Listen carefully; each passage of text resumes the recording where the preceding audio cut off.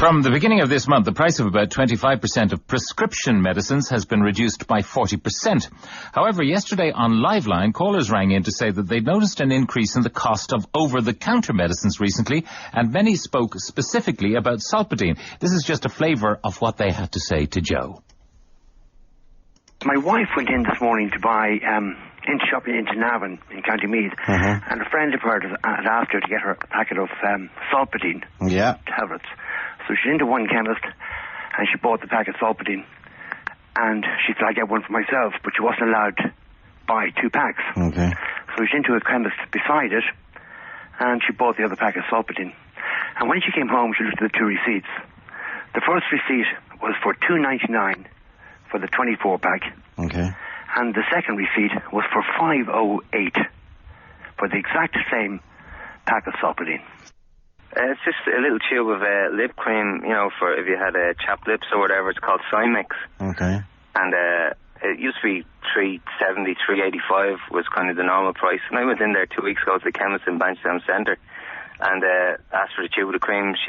I had a €5 note in my hand ready to give, and she goes, $6.35. And I said, what? And I was actually really shocked, and she said, yeah, $6.35. I said, no, I'll get it somewhere else. It's normally only 3 something. So I went to the next chemist, and again, $6.35. So I thought, hold on a minute. So I didn't buy it there. So I went to another chemist. There's 3 of them there in the centre. And she came up and she said $3.85. So I said, yeah, I'll take 2 of them, please. But there was actually a sticker on it saying $6.35. So I just scanned in at the old price. So the sticker had changed, but the scanner hadn't. All right, some of the callers to Liveline yesterday. I'm joined on the line by Seamus Feely of the Irish Pharmacy Union. Seamus, good morning. Good morning, Pat. Now, the price of Solpadeine definitely has gone up because it's been confirmed for us by GlaxoSmithKline. What's your reaction to that?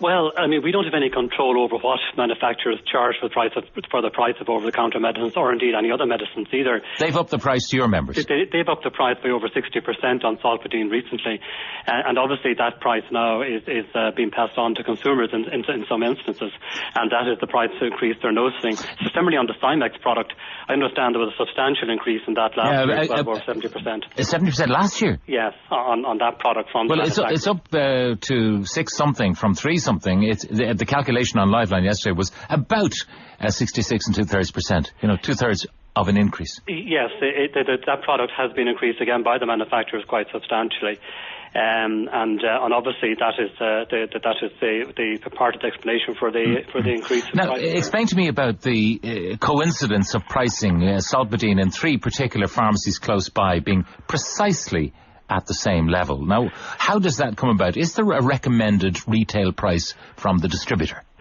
No, there isn't a recommended retail price. Well, isn't that an extraordinary coincidence that they should arrive at precisely the same price to the penny? I'm not sure that it is, because I think the earlier caller cited the difference he found in the price of Solpadeine, and my own wife was in the city centre recently, and she discovered similar difference as well by actually shopping around. No, but the price of Solpadeine was clearly, 1 pack was at the old price, and 1 pack was at the new price. But on Liveline yesterday, they were talking about the remarkable coincidence of pharmacies all who'd implemented the price hike, which has been confirmed by GlaxoSmithKline, but all arriving at precisely the same retail price, which is quite extraordinary.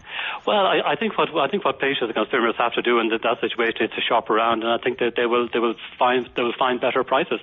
I think the overall, I think when people go into a pharmacy, they are first of all they're getting the product that they require. They're getting a professional service from the pharmacist. Yeah, but they were getting that at 1 price, and suddenly they're getting the same service with a hike of 66 2/3%. Well, like all people in the retail business, we don't have any control over what our suppliers charge us. Are you suspicious, though? Because I have to say that everyone who heard this is suspicious that these guys are saying the minister has got us by the short and curlies on forcing us to drop the price of 25% of prescription drugs by 40%. But the minister can't control our OTCs. So let the minister not think she can interfere with our profits. Ha, ha, ha. No, she can't. We'll hike it up on the OTCs and get it the other way. Pat, I couldn't accept that. I mean, pharmacists work and live in their own communities, and like all other people in the current environment, they're out there trying to make sure that I'm talking about the companies. Patients at the same time. I'm talking about the companies. They're the ones who are affected. I know the pharmacies are affected as well, but if this is coming from the distributors, then they're clearly, it would appear, saying we're losing money one way. The best way to do it is to hike up the price of anything by 66%. Is it outrageous in a deflationary economy? Well, I think like any product, that builds up a brand loyalty, I suppose in time when it gets that brand loyalty, there is a temptation there for the supplier of that product to increase their prices. So you're saying they're cynical? Well, no, I wouldn't go that far. No, that is cynicism. That is absolute cynicism. Yeah. Cadbury's are selling dairy milk chocolate, and they say, the people love it. Let's double the price. Well, I mean... that's madness. Well, no, I mean, I'm not here to answer for the manufacturers, but, I mean, I think there are realities in the marketplace, and obviously the manufacturers have to adjust their prices as they see fit. I mean, I should say, Pat, that not alone, we should also understand that patients are also now facing a 20% increase on the cost of their private medicines. They're paying up to £240 a year more, for €240 a year more this year for the medicines than they were last year. Equally, medical car patients are now facing for the first time costs of up to €120 a year as well. And those costs are not within the control of pharmacies. Those costs but hang on. When you say they're paying more because of the increase from 100 to 120 on the threshold, many of them could be in receipt of thousands of euros worth of drugs.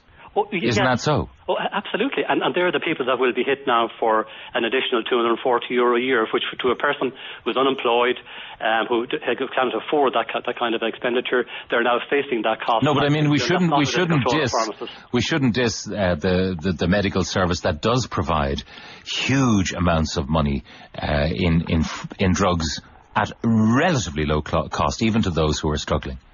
Oh, absolutely. There are people on various drugs for arthritis, for cancer and so on, and it would be thousands of euros per month they would have to pay if they were in the United States, for example. Oh, absolutely. But the margin increase here for the ordinary consumer of €240 a year is quite substantial, particularly for those that may be unemployed, may not have the resources to do it. And €20 a month is a lot of money to a lot of people. Equally, 120 a year is a lot of money to a medical car patient. And we're kind of getting off the point.